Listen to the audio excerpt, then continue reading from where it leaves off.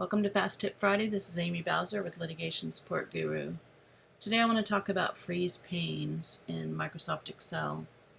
I have a large spreadsheet here with a lot of columns and a lot of rows. So if I scroll down in this spreadsheet, you'll see that the column headings disappear. So when I'm down here, I can't tell what column is what. So in order to get that first row to stick, you can go to View, Freeze Panes, and choose Top Row. So now you see it put a line underneath the first row. And now you'll see when I scroll, the first row is locked and I am able to scroll down and still see the first row. Now, that's the easy way to use freeze panes. I like to teach my students the other way to use freeze panes, or the way to really understand what freeze panes is. Excel has made things really easy for everybody by just giving you this option right here. But I'd like you to understand what freeze panes is. So we're going to unfreeze panes.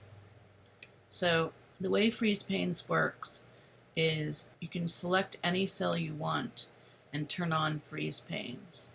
So for instance, if I wanted the name to still stay visible as I scroll to the right, but also the header row at the top to stay visible if I scroll down.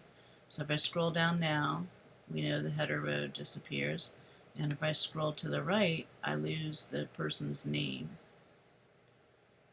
So what you can do is click in the cell that's an intersection between the column that you want to stick or freeze and the row that you want to freeze. So in my case, I want to freeze the first column and I want to freeze the first row. So that means I'm going to put my cursor, I'm going to select B2.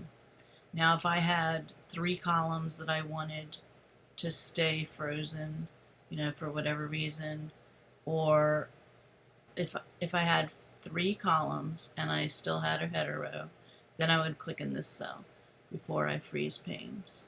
And that way all 3 columns would stick as I scroll to the right. So let's click in B2. And now instead of going to freeze top row, we're just going to choose freeze panes.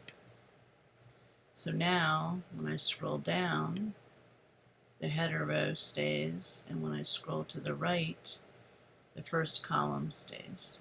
So that's the real way to use freeze panes. I just want people to understand exactly how to use it instead of using the shortcuts that Microsoft gives you. Okay, that's today's tip. Hope you can put it to good use.